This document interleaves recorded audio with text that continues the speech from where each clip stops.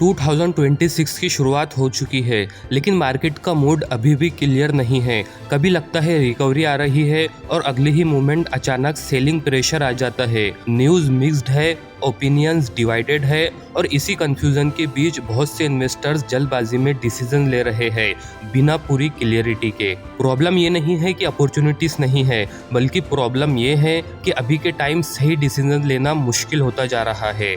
आज की इस वीडियो में ना मैं किसी स्टॉक का नाम लूंगा और ना ही बाय या सेल की कोई एडवाइस दूंगा। हम आज सिर्फ ये समझेंगे कि 2026 की शुरुआत में इन्वेस्टर्स वो कौन सी 3 कॉमन गलतियां कर रहे हैं जो उन्हें नहीं करनी चाहिए, और सबसे इम्पोर्टेंट बात ये जानेंगे कि आप उन गलतियों से आखिर कैसे दूर रह सकते हैं।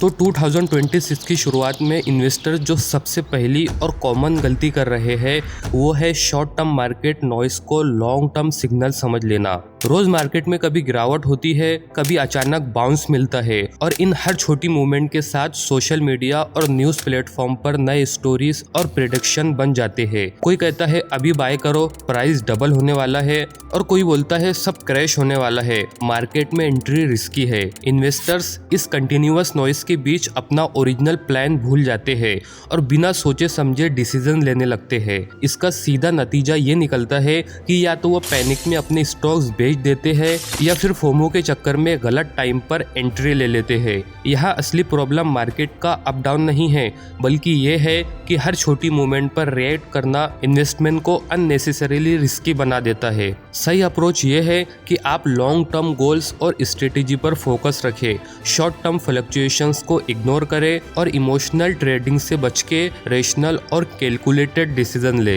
यही वो स्किल है जो आपको 2026 के अनसर्टेन मार्केट में स्टेबल और प्रॉफिटेबल बना सकती है। दूसरी बड़ी गलती जो 26 की शुरुआत में इन्वेस्टर्स कर रहे हैं वो है सिर्फ रिसेंट परफॉर्मेंस देखकर डिसीजन लेना। जो सेक्टर या स्टॉक पिछले कुछ महीनों में अच्छा चला होता है, लोग मान लेते हैं कि वही ट्रेंड आगे भी कंटिन्यू होगा, लेकिन मार्केट हमेशा सीधी लाइन में नहीं चलता। कई बार जो चीज ऑलरेडी काफी ऊपर जा चुकी होती है वही से रिस्क बढ़ने लगता है। इसके अपोजिट जो सेक्टर अभी प्रेशर में होते हैं उन्हें बिना समझे डेड मान लिया जाता है। इसका रिजल्ट ये निकलता है कि इन्वेस्टर्स हाई पे बाय कर लेते हैं और पेशेंस खत्म होने पर लो पर सेल कर देते हैं। यानी डिसीजन डेटा से नहीं, रिसेंट इमोशंस और हेडलाइंस से कंट्रोल होने लगता है।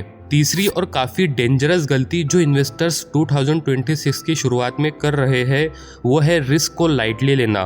बहुत लोग सिर्फ पोटेंशियल रिटर्न्स पर फोकस करते हैं, लेकिन डाउन साइड रिस्क को इग्नोर कर देते हैं। पोजीशन साइज क्या होनी चाहिए, एक सेक्टर में कितने एक्सपोजर लेने चाहिए, या फिर इमरजेंसी के लिए लिक्विडिटी होनी चाहिए या नहीं, ये सब क्वेश्चंस अक्सर बाद में याद आते हैं। जब मार्केट प्रेशर में आता है तब रियलाइज होता है कि पोर्टफोलियो ज़्यादा कॉन्सेंट्रेटेड है। रिस्क मैनेजमेंट का मतलब मार्केट से डरना नहीं होता, बल्कि ये समझना होता है कि गलत वक्त पर गलत एक्सपोजर नुकसान को बढ़ा सकता है। अगर हम शॉर्ट में देखें तो 2026 की शुरुआत में इन्वेस्टर्स की सबसे बड़ी प्रॉब्लम मार्केट का डायरेक्शन नहीं, बल्कि डिसीजन मेकिंग प्रोसेस है।